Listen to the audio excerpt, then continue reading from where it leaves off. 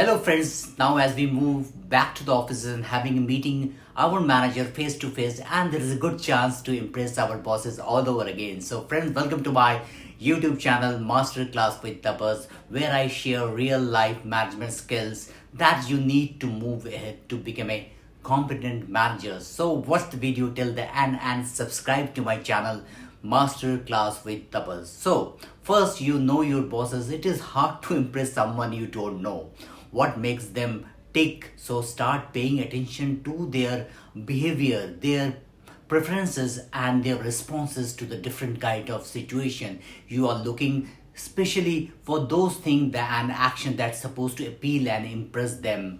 So be careful about that. Regardless of whether it is your dream career or not, you should always be fully invested in the work you are doing. Passion is hard to ignore. Take responsibility, be as knowledgeable about your job as you can, and think critically about the ways your industry or the company can be improved. And if you have the great idea, don't be afraid to pitch it to your boss. Make yourself indispensable. Show them that is you that they need, and be eager to learn. It is common for the employee to lose some enthusiasm after a couple of months or years, when so you can easily set yourself apart by maintaining a hunger for learning beyond what is written on the company's original job description. So try to learn new things. A willingness to learn, demonstrate ambition, embrace a positive and cheerful attitude. Never underestimate the power of the smile and a good positive attitude. Avoid taking part in gossip or other negative workplace issues with your boss. Will see you as someone who enhance the office environment.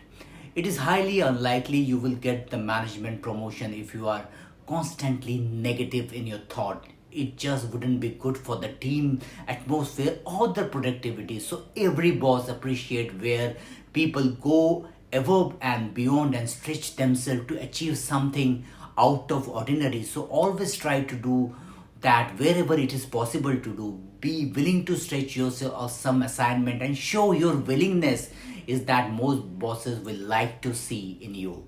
Consistently delivering expected result. Many people assume that if they occasionally deliver expected result, that will be good enough. No, but those who consistently deliver result create a difference in their manager's mind. There is a fascinating interview that I have read about actor Will Smith, where he talks about being on the treadmill in a gym and someone next to him is walking out. Smith is so competitive that he says that he will die before he gets off the treadmill first. While that seems like a overreaction, but what would your manager think if you know how far you would go to deliver your expected result? When you are consistent about delivering result with no excuses, this can significantly impact your boss's perceived view. Take more initiative. I always fascinated when my daughter brought something for others and make something cleaning the dinner after others would help. It was a help that got my nod for approval. When you finish an assignment, do you wait to be told what to do next, or do you look to see what needs to be done?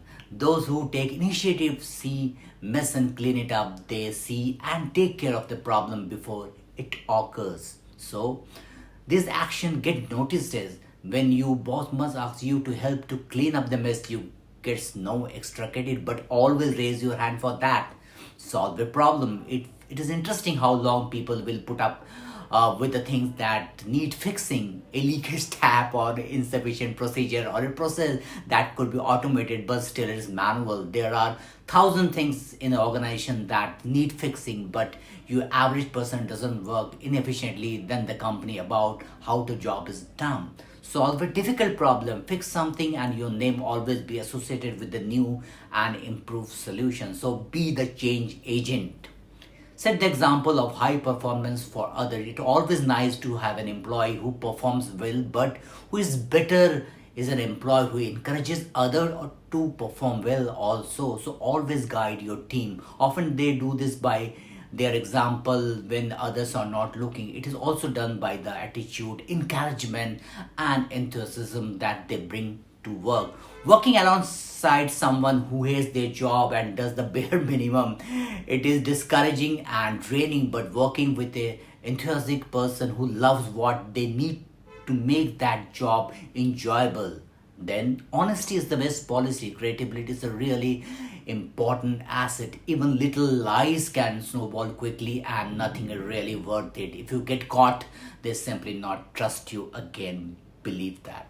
Wherever possible, obviously don't just be rude for the sake of it. Stick to the truth. Prove yourself that you are a team player. It can be easy to fall in the trap of sacrificing co-workers in order to improve your own position. Don't do this. The bosses don't like it.